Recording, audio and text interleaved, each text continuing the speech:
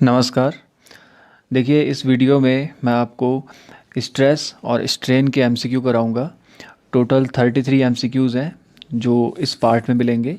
इसके बाद इसके जो और पार्ट अपलोड होंगे वो आपको स्ट्रेंथ ऑफ मटेरियल की प्लेलिस्ट में मिल जाएंगे। अगर आप चैनल पर फर्स्ट टाइम आए हैं तो इसे सब्सक्राइब कर लीजिए। First question, the ratio between compressive stress and compressive strain is called. देखिए, स्ट्रेस और स्ट्रेन के रेशियो को हम बोलते हैं यंग्स मॉड्यूलस या मॉड्यूलस ऑफ इलास्टिसिटी। और ये दोनों केस में होता है, चाहे वो टेंसाइल हो या कंप्रेसिव हो। जैसे यहाँ पर compressive stress over compressive strain है तब भी यंग्स मॉड्यूलस होगा, और अगर tensile stress over tensile strain होता तब भी यंग्स मॉड्यूलस होता। The percentage of elongation of test piece under tension indicates its. So कोई टेस्ट पीस या कोई मटेरियल अगर इलोंगेट हो रहा है कुछ परसेंट में, तो उसको हम वो क्या इंडिकेट कर रहा है वहाँ पे। देखिए, डक्टिलिटी सही आंसर होगा, और डेफिनेशन पढ़ेंगे आप तो समझ जाएंगे। It is the property of material by virtue of which it can be elongated और drawn into wires before rupture occurs. उसके टूटने से पहले वो वायर में अगर कन्वर्ट हो पा रहा है तो वो हो पा रहा है उसकी डक्टिलिटी की वजह से। सो ऑप्शन डी सही होगा, डक्टिलिटी। वायर्स इसमें बनाई जाती हैं। और एक चीज़ और आप ध्यान रख सकते हैं कि जब सीट्स की बात होगी, चादर की बात होगी, तो वहाँ पर मेलेबिलिटी प्रॉपर्टी यूज़ होती है किसी भी मटेरियल की। Limit of Poisson's ratio, option देखेंगे तो यहाँ पे एक ही चीज़ दे रखी है, यानी कि इसमें हमें मैक्सिमम लिमिट पूछी हुई है। तो देखिए, पॉइजंस रेशियो जो है वो जनरली तो होता है 0 से लेके 0.5 तक, लेकिन कुछ मटेरियल्स का ये नेगेटिव भी हो जाता है, और नेगेटिव ये जाता है -1 तक। तो ओवरऑल अगर हम देखें तो ये हो जाएगा -1 से लेके 0.5 तक। और क्योंकि यहाँ पर मैक्सिमम वाला पूछा है तो अपर लिमिट हो जाएगी 0.5। Ductility of which of the following is maximum. तो ये अलग अलग तरह के आयरन दे रखे हैं, इनमें किसकी ज़्यादा होगी। अब देखिए, कार्बन कंटेंट के हिसाब से डक्टिलिटी डिसाइड की जा सकती है, और जो 4 ऑप्शन आपको दे रखे हैं उनके कार्बन कंटेंट का परसेंटेज उनके नीचे लिखा हुआ है। Wrought iron 0.08, mild steel 0.3, cast iron 3 और पिग आयरन 4। तो ये इनका जो इंक्रीजिंग ऑर्डर है ये कार्बन कंटेंट का है, डक्टिलिटी का नहीं है। इसको आप रिवर्स में देखेंगे तो डक्टिलिटी का मिल जाएगा, क्योंकि जैसे जैसे कार्बन कंटेंट बढ़ता है वैसे वैसे डक्टिलिटी लूज़ होती है आयरन की। तो हम कह सकते हैं कि अगर रॉट आयरन में कार्बन कंटेंट सबसे कम है तो उसकी डक्टिलिटी सबसे ज़्यादा होगी। In other way, pig iron में कार्बन कंटेंट सबसे ज़्यादा है तो इसकी डक्टिलिटी सबसे कम होगी। खैर, यहाँ पर रॉट आयरन की बात होगी, ऑप्शन सी सही होगा। What will be the relation between E and K when Poisson's ratio is 0.25? देखिए, E और K यंग्स मॉड्यूलस और बल्क मॉड्यूलस, इनके बीच का रिलेशन होता है E बराबर 3K और इनटू में 1 - 2 म्यू।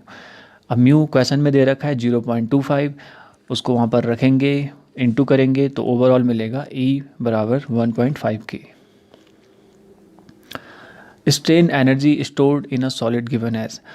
अब देखिए, स्ट्रेन एनर्जी का जो बेसिक फार्मूला होता है वो इनमें से कोई नहीं होता। उसको हम कैलकुलेट करते हैं वर्क डन से, कि कितना वर्क हुआ है उस मटेरियल पे। तो देखिए, वर्क डन को एवरेज लोड और डिफॉर्मेशन के मल्टीप्लिकेशन से निकाला जाता है। अगर लोड P है तो एवरेज लोड P/2 हो जाता है, डिफॉर्मेशन डेल्टा L जो कि स्ट्रेन में हम लेते ही हैं। अब अगर हम स्ट्रेस और स्ट्रेन का फॉर्मूला अप्लाई करें तो P की जगह पे रखेंगे सिग्मा इंटू A, और डेल्टा L की जगह पे रखेंगे एप्सिलॉन इंटू L। इसके बाद अगर आप इनको सही सीक्वेंस में रखें, जैसे कि 1/2 सिग्मा एप्सिलॉन और A इंटू L को अलग करें, तो ये मिल जाएगी हमें एक फॉर्म, स्ट्रेन एनर्जी बराबर half into stress into strain into volume. यही आपको यहाँ पे पूछा हुआ है, तो ऑप्शन डी सही हो जाएगा। Strain energy of a beam is independent of shear force, independent of bending moment, same as total potential energy, none of these। अब देखिए, स्ट्रेन एनर्जी जो किसी बीम की होती है वो शेयर फोर्स पे भी और एक्सियल फोर्स पे भी डिपेंड करती है, लेकिन उतनी डिपेंड नहीं करती जितनी बीम के बेंडिंग मोमेंट पे डिपेंड करती है। तो बेंडिंग मोमेंट के कंपेयर में शेयर फोर्स वाली स्ट्रेन एनर्जी को नेगलेक्ट किया जा सकता है। तो इसलिए ऑप्शन ए सही होगा। हम कह सकते हैं कि बीम की स्ट्रेन एनर्जी शेयर फोर्स से तो लगभग इंडिपेंडेंट होती है। Material is called ductile if it, अभी हमने डक्टिलिटी की बात करी थी, तो कोई भी मटेरियल, कोई भी मेटल है, उसको अगर वायर बनाया जा रहा है तो डेफिनेटली वहाँ पे उसकी इलोंगेशन रेंज काफ़ी बड़ी होगी।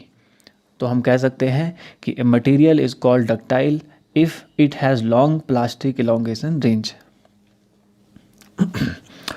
The ability of a material to absorb energy till the elastic limit is known as, resilience बोलते हैं उस एनर्जी को, और अगर इसी में हम मैक्सिमम एनर्जी की बात करें तो वो हो जाता है प्रूफ रेजिलेंस।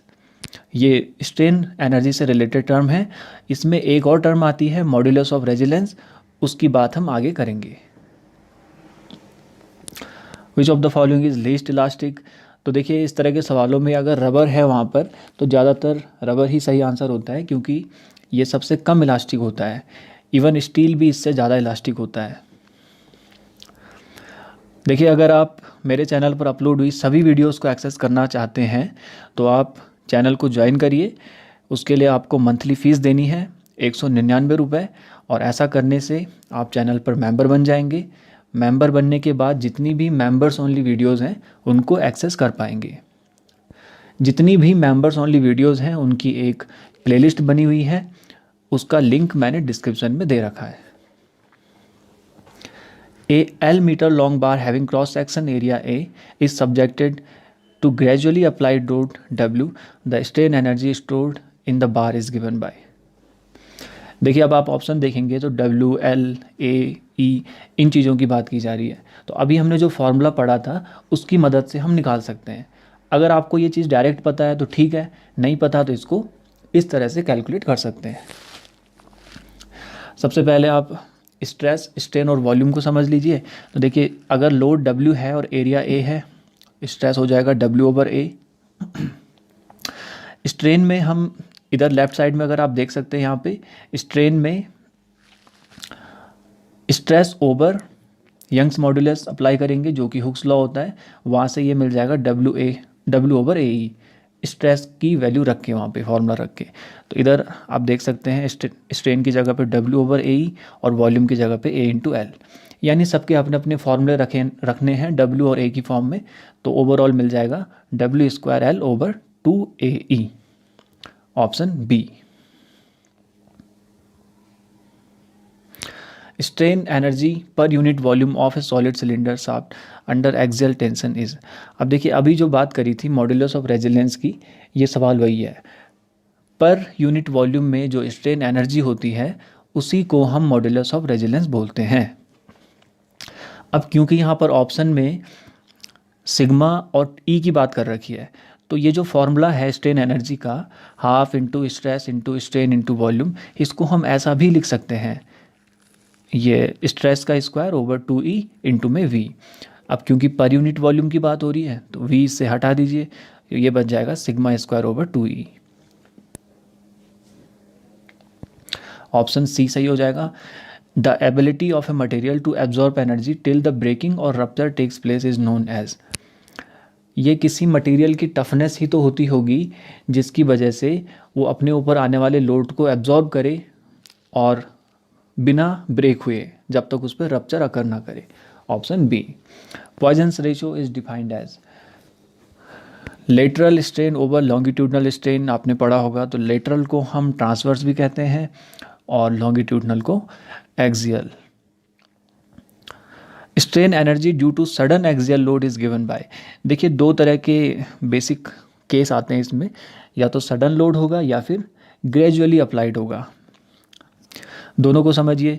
देखिए सडन में क्या होगा, लोड P एकदम से अकर करेगा जिसकी वजह से डेल्टा डिफॉर्मेशन आएगा, और इसका जो एरिया कंसीडर किया जाएगा, जो ये एरिया कवर करेगा, वो स्ट्रेन एनर्जी होगी P इंटू डेल्टा।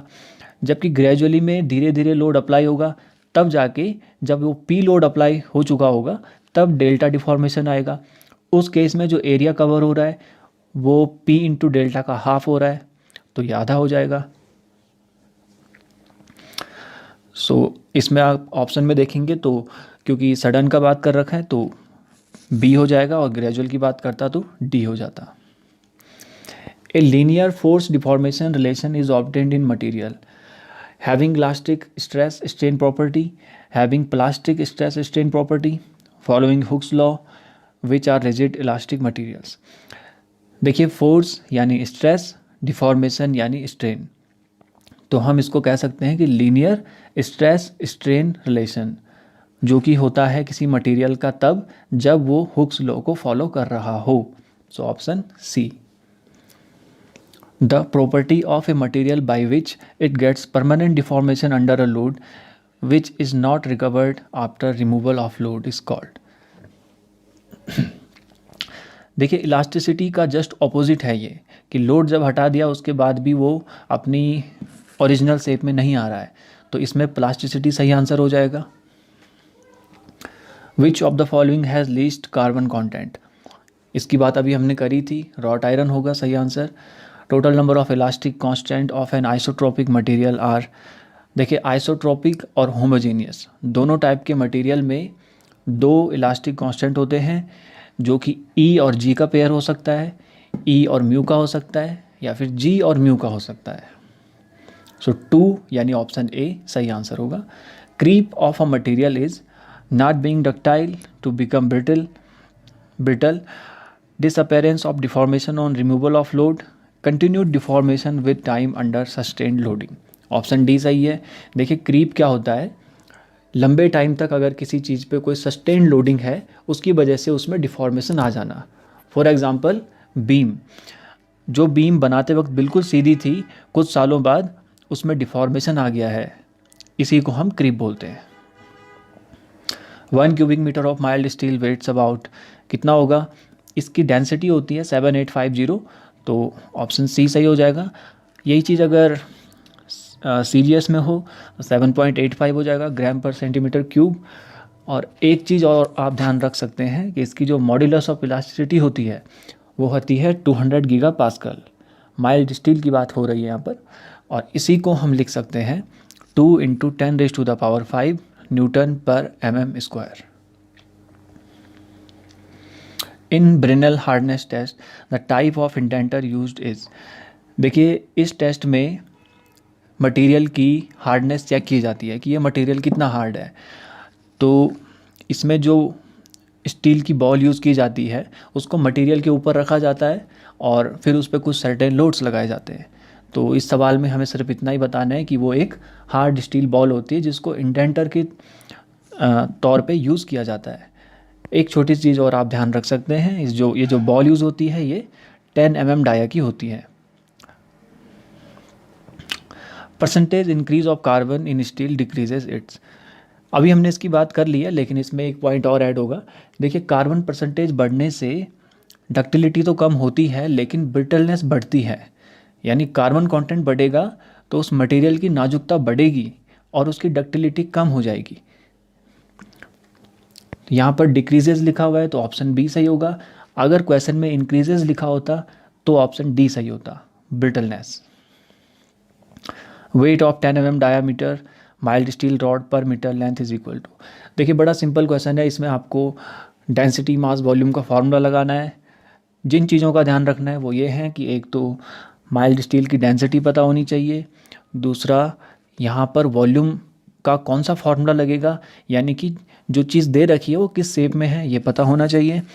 तो क्योंकि एक रॉड की बात हो रही है, उसका डाया दे रखा है और 1 मीटर लंबाई दे रखी है, तो सिलेंडर की बात हो रही है, कहीं ना कहीं सिलेंडर का फार्मूला अप्लाई करेंगे और डेंसिटी से मल्टीप्लाई कर देंगे तो हमें मिल जाएगा वेट 0.62 kg। डाया इसमें mm में दे रखा है तो उसको आप पहले मीटर में कन्वर्ट कर देना, क्योंकि माइल्ड स्टील की जो डेंसिटी होती है वो होती है किलोग्राम पर मीटर क्यूब में, तो मीटर मैच करना चाहिए। Area under stress strain curve represent, stress strain curve के अंदर जो एरिया आता है वो टफनेस बताता है, तो ऑप्शन बी सही होगा। Compression test the fracture in cast iron specimen would occur along the axis of load, occur along an oblique plane, occur at right angle to the axis of specimen, not occur. देखिए compression test में जब cast iron पे ये test किया जाता है तो जो फ्रैक्चर आते हैं वो सीधे ना आके बल्कि टेढ़े मेढ़े आते हैं। तो इसी कॉन्टेक्स्ट में ऑप्शन बी सही होगा कि अकर अलोंग एन ऑब्लिक्यू प्लेन। अब ऑब्लिक्यू प्लेन क्या है? एक ऐसा प्लेन जिसमें कोई भी एंगल बने लेकिन हॉरिजॉन्टल और वर्टिकल ना बने, other than horizontal and vertical. दूसरे शब्दों में कहें तो oblique means something is not parallel और एट राइट एंगल, यानी जिसमें पैरेलल और राइट एंगल ना बने। शॉर्ट में याद करना है तो ऑब्लिक्यू क्या होते हैं? ऑड एंगल्स होते हैं। The phenomenon of slow extension of material that is increasing with time having no constant load is called. देखिए अभी हमने क्रीप की बात करी थी कि लंबे पीरियड तक कोई सस्टेन लोड है तो उसकी वजह से उसमें जो एक्सटेंशन आएगा उसे हम क्रीप कहेंगे। ऑप्शन ए सही हो जाएगा यहाँ पर। Which of the following material has the highest value of Poisson's ratio. अब देखिए यहाँ पर आपको याद है अगर तो अच्छी बात है, जितने यहाँ पर दे रखे हैं इनके मैंने लिखे हुए हैं। रबड़ का सबसे ज़्यादा होता है 0.5, वुड का होगा 0.2, कॉपर का 0.4, स्टील का 0.3। The stress at which extension of material takes place more quickly as compare to the increase in load is called as. देखिए यील्ड पॉइंट के बाद ही ऐसा होता है कि जैसे जैसे लोड बढ़ेगा तो इलॉन्गेशन ज़्यादा होगा पहले के कंपेयर में, यही क्वेश्चन में बोला जा रहा है। तो ऑप्शन डी सही होगा, yielding point. Ratio of hydrostatic stress to the volumetric strain within the elastic range is called. Stress और वॉल्यूमेट्रिक स्ट्रेन होता है बल्क मॉड्यूलस, जो कि तीनों ऑप्शन में नहीं है, तो ऑप्शन डी सही होगा, यानी कि यहाँ पर बल्क मॉड्यूलस सही आंसर होना चाहिए। देखिए वीडियो आपको अगर पसंद आ रहा है तो आप इसे लाइक कर दीजिए अभी के अभी। The forces acting normally on the cross section and away from a bar introduce.